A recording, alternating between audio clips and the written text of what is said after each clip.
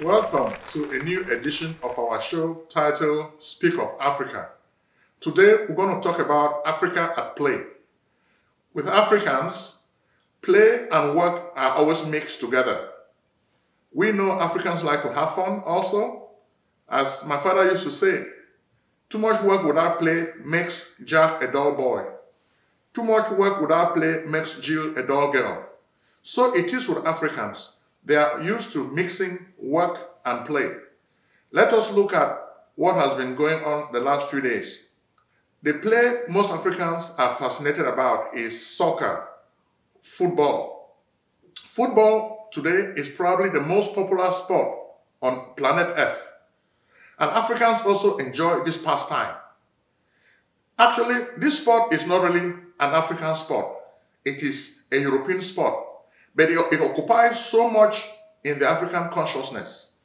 When you look at soccer, or what we call football, it originated in 19th century England. It originated like a folk game, a game of war, a war game. It was very primitive, and you had different parties, especially among the commoners, who were really practicing this sport. Sometimes it became very violent and it was banned. But after a while, the people will keep playing. So soccer really started as a very primitive game.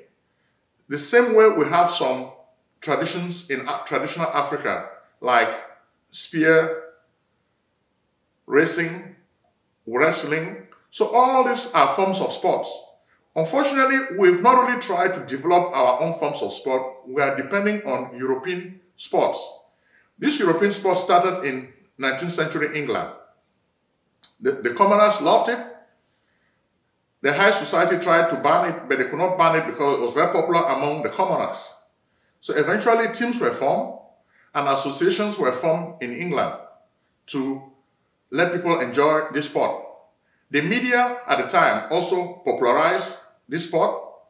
Before you knew it, we started having a lot of associations in England promoting soccer. It didn't take long. Soccer now started going overseas, especially with colonialism. The British exported soccer, and today when you go to all the British former colonies such as Nigeria, Cameroon, Ghana, Kenya, soccer is practiced widely. In fact, it is the most popular pastime. A few days ago, we were really awoken to the noise about what was happening in the soccer world. Everybody was talking about CAF, Confederation of African Football, which is a subsidiary of FIFA. They were talking so much because there is the plan to organize the 2019 African Cup of Nations. Actually, Cameroon was supposed to host this cup competition next year, but CAF decided to withdraw the rights for Cameroon to host this tournament. And it became a really big blow to the Cameroon government and the Cameroon people. The Cameroon government felt snubbed. The people were really disheartened why the right to host this sport was taken away from them. As we say, it's a colonial sport, but the people love it. Why did CAF withdraw the rights for Cameroon to host this competition?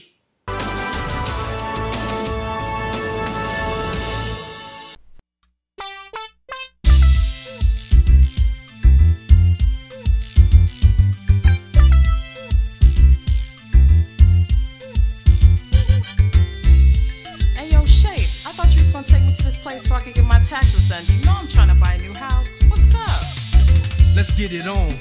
If you're searching for a house, call up my man Prince O'Jones, the best in real estate. Take it from your guy's shape. When I say his services are the best in the states where he's born, he even take care of your tax forms, fat refunds. So come get your business done. Consultations, financial organization, fast processing, no waiting. This man is amazing. The Prince.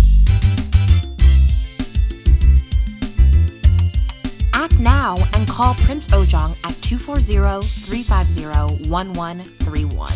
That's 240-350-1131.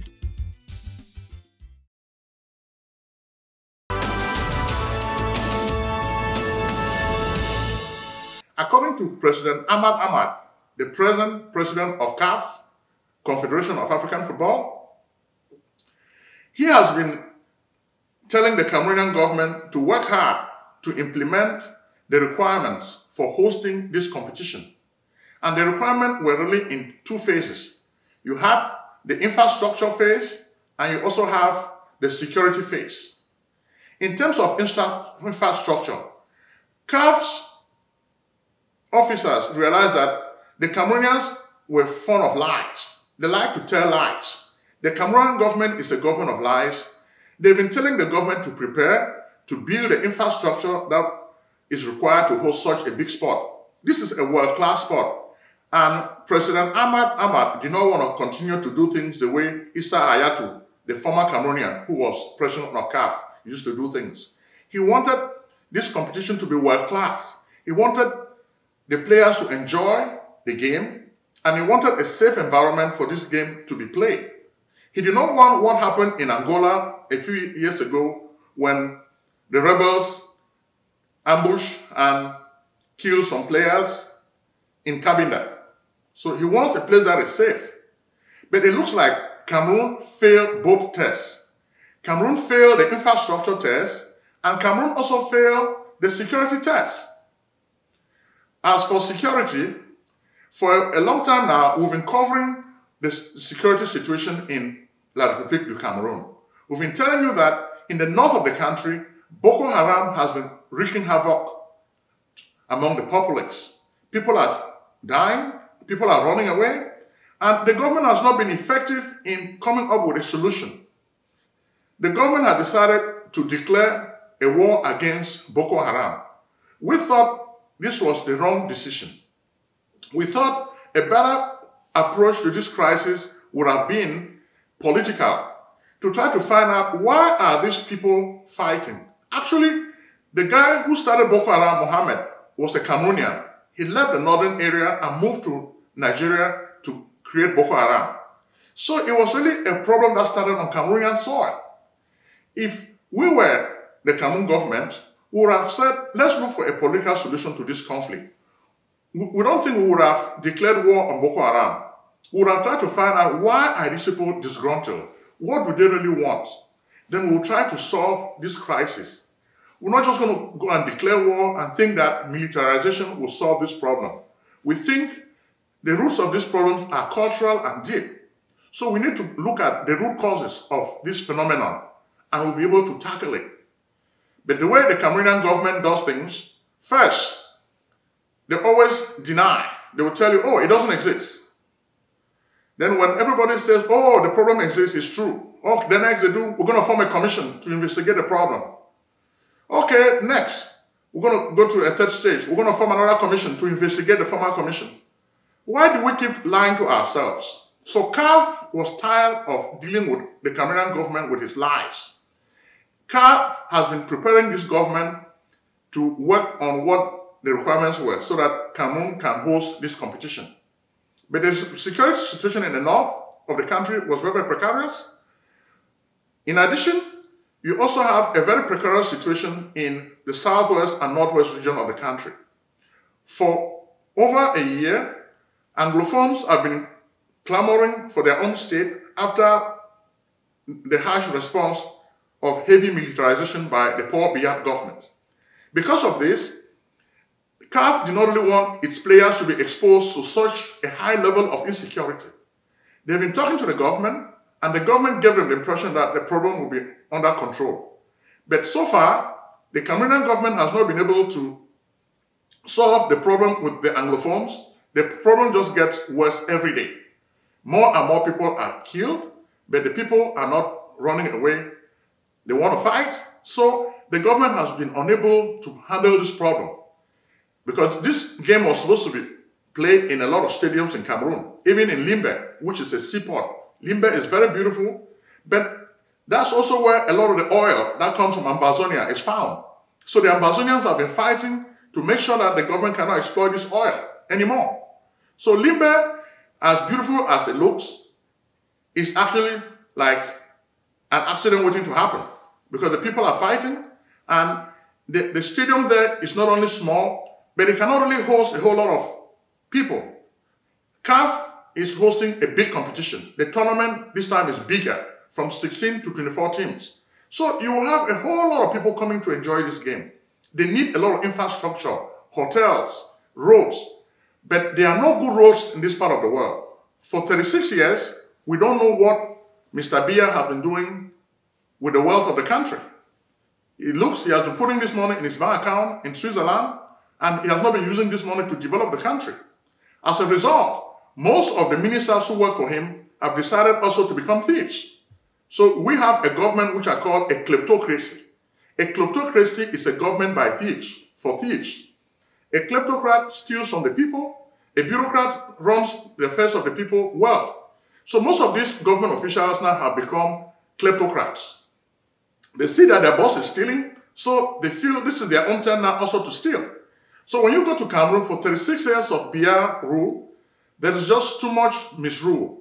Politically, socially, economically, the country is failing. So CAF could not really accept to allow such a country to host the 2019 tournament. Even though CAF has been telling this government that we're seeing warning signs, but the government was still playing the same game it plays all the time, telling lies. Especially you have Issa Choroma, who is the minister of lies. So he will tell you, okay, I'm communicating the truth to you, but CAF had to send secret agents to go to Cameroon and watch what was happening in the ground. When they noticed that the government was telling them lies, and they were really sure that there was no way the government could really host this Cup of African nation. Because when you look at the infrastructure, there are no good hotels. Even Monfebe, which is a big hotel in Cameroon, it's a very old hotel. The stadiums, there's so much fanfare about the Paul Biya Olembe Stadium, but the stadium has to be completed. And as far as CAF is concerned, there's no way this stadium is going to be completed timely so that the matches could really take place. So they just saw that it was just fanfare, a lot of propaganda, talking about the big hotel, the big stadiums. Most of the stadiums are incomplete, and most of the stadiums are still in disrepair. If you go to Cameroon, you'll see that a lot of the stadiums are still in construction. And we have a lot of pictures to show you on this show. You're going to see a lot of the stadiums that are still being built. The competition needs to take place probably by June and July of next year. So when we look at project management, it's not feasible for this project to be ready. So what we see is this Cameroon government does not seem to really understand what we call project management. Because when you have a project such as CAF, you have to host a competition. You have to start first by developing your blueprint, okay? Before you get to the blueprint, you ask yourself the 5 whys. What are we trying to do? What are we trying to accomplish? Who is going to be involved? You need to come up with a team. Then you need to use software, and you need to have expert of project management to help you manage this project. You cannot allow this project to sit on the lap of politicians who don't really know what they are doing. So these politicians do not really understand how project management operates. But this is something that's not really complicated. In fact, I have some books which I will share with you. Project Management for Dummies is a book that will give you a breakdown of how to manage a simple project. The CAF project is not really a very complicated project. It's just that the government was not really ready, and they did not really marshal all the resources, the mixing politics. If they had done things well, this should have been an easy problem to handle. You don't have to wait until you want to host the African Nations Cup before you start developing infrastructure. If you have been ruling a country for 36 years, that's a shame. So Cameroonians should not be feeling bad. They should just know that it's because of their bad leadership that they've not been able to host this competition. Life insurance money secrets of millionaires and billionaires exposed. Discover how America's rich and famous exploit these arcane tools to build fabulous wealth. Why should these big white guys have all the fun? Let Prince Ojong, the celebrity author of The Miraculous Millionaire, show you the little understood life insurance way to riches. Are you still doubting the good things that life insurance can do for you? Trust strategies, estate planning, 401k rollover, annuity contract, cash value, education funding, executive benefits, income protection, life protection, living benefits, mortgage protection, tax-free retirement. Think and grow rich with life insurance. Your amazing journey to wealth begins by calling Prince Ojong at 240-350-1131. Now, the way it looks, things are going to move probably to Morocco. Morocco may be a better country to host this tournament next year because they have the infrastructure. They have the security situation under control. Even though there's the issue of Western Sahara, but it's not really a menace the way the Boko Haram and the Ambazonia fighters are creating havoc in Cameroon. So we think that Morocco may be the next place probably that may want to host the African Cup of Nations. And Morocco is a good country. It's a big Arab country to the west of Africa. They have the resources, they have the stadiums, they have the hotels, they have the money, and they also have the security situation under control. Okay, the new king, because Morocco is a kingdom, it used to be a French protectorate. After the French left, then King Mohammed created a kingdom. Then after that, his son, Hassan II, took over. Then today, Mohammed VI is the new king of Morocco. So, and a lot of Arab countries are supporting Morocco in this effort. So it looks like Morocco is going to really win. Morocco is going to probably be the host of this tournament. If Morocco decides not to host this tournament, then South Africa will be the next option. Actually, CAF is saying that South Africa is their emergency plan.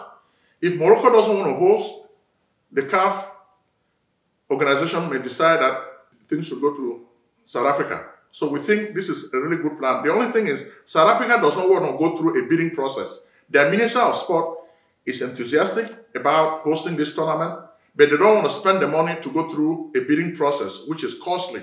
So they prefer to just be awarded the contract to handle the next CAF 2019 tournament.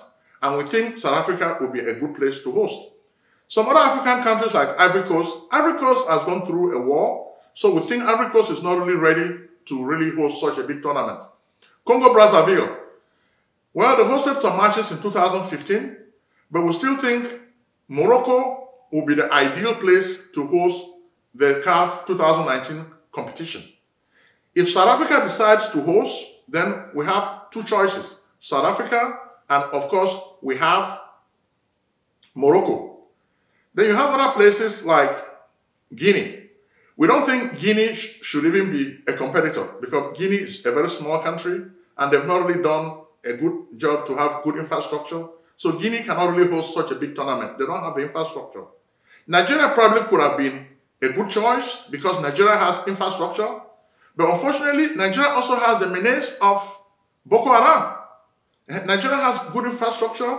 If you go to an area like Lagos, very beautiful, flyovers everywhere, you think you are in Europe. So if it were just for a place like Lagos, it would be easy to host this tournament. But if you have to host a tournament in different parts of the country, the games have to be played. The security situation in Nigeria makes it really difficult for Nigeria to be a good choice. So we think we have to consider all these factors seriously. Morocco will still be our best choice to host this tournament.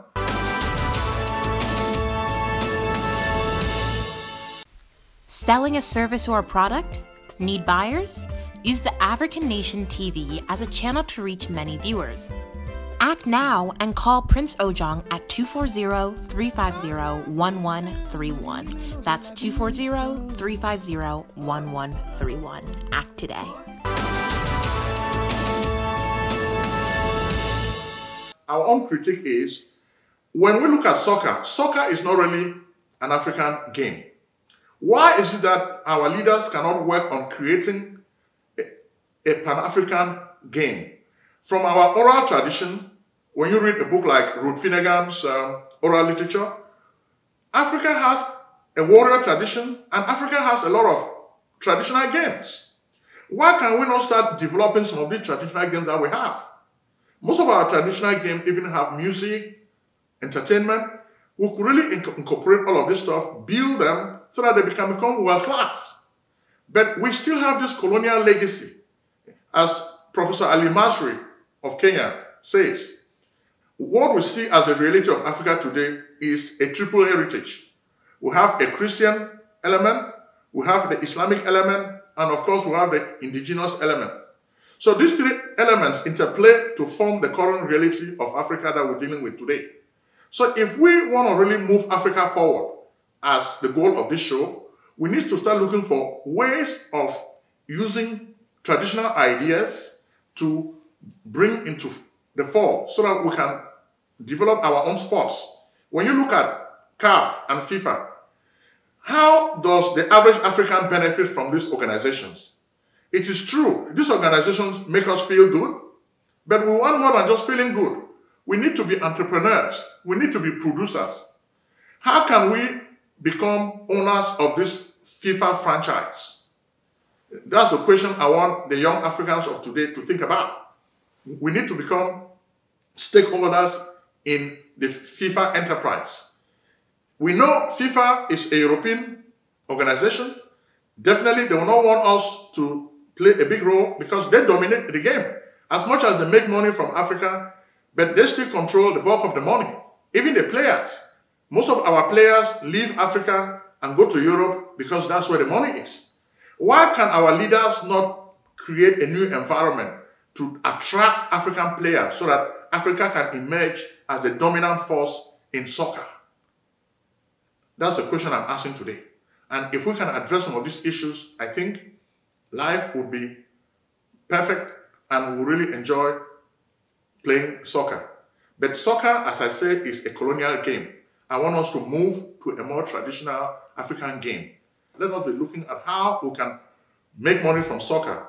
We don't need to worry about bribery and corruption because, like in Cameroon, when this game was coming on, every government official wanted to look for a way to make money. So when they decided that there will be no more soccer and CAF 2019, they were disappointed because they had borrowed a lot of money, stolen a lot of money to invest in hotels, and now the game is not going to be played. So let us rethink our strategy, which is the purpose of this show. I want us to look for indigenous games, which we can develop to world-class standard. If we can do that, then that's the way we can start moving Africa forward. That would be a very good goal for Pan-Africanists like us. If we want to bring Africans together, yes, we can use sports. But why can this sport not be an African sport? Why should it be a European sport? And that's where the racism and the colonialism come into play. So I would like to end this show by thanking you for watching, and I'm encouraging you to subscribe to our channel. Personally, I'm a business person. I own a tax service. I own an insurance brokerage, and I also own a real estate business. So I'm encouraging you to refer clients to me. I need clients to do well. Based on the money I make from these resources, that's what I use to finance this show with the help of some friends. So I need your help. Please help me to finance this show, and God bless you. Thank you very much. Selling a service or a product? Need buyers? Use the African Nation TV as a channel to reach many viewers. Act now and call Prince Ojong at 240-350-1131. That's 240-350-1131. Act today.